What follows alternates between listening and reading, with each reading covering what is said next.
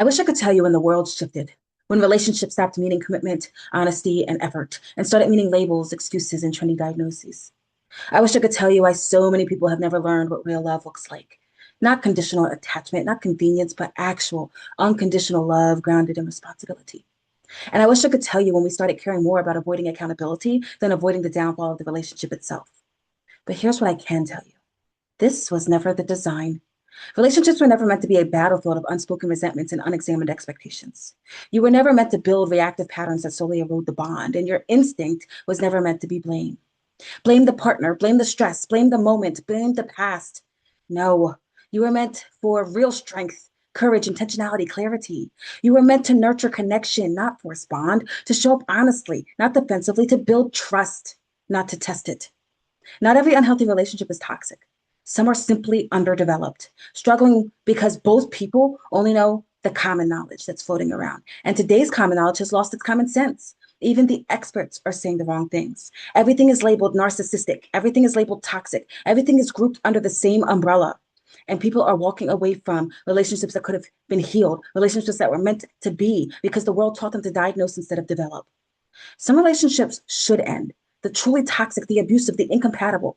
But many relationships don't need to end, they need to grow. The strongest road to a healthy relationship is mastering the strategies that prevent fallout. And this applies to all relationships romantic, family, friendships, anyone you love, anyone you hold close. It starts with radical self honesty. You are 100% responsible for your half of the relationship, not 120%, not 50%, all of your half. Your reactions, your expectations, your boundaries, your communication. You choose clarity instead of assumptions. You welcome difficult conversations instead of fearing them. You speak with courage, kindness, and respect for them and for yourself. And you nurture the relationship, not once, not occasionally, but consistently. You communicate, you repair, you listen, you respect.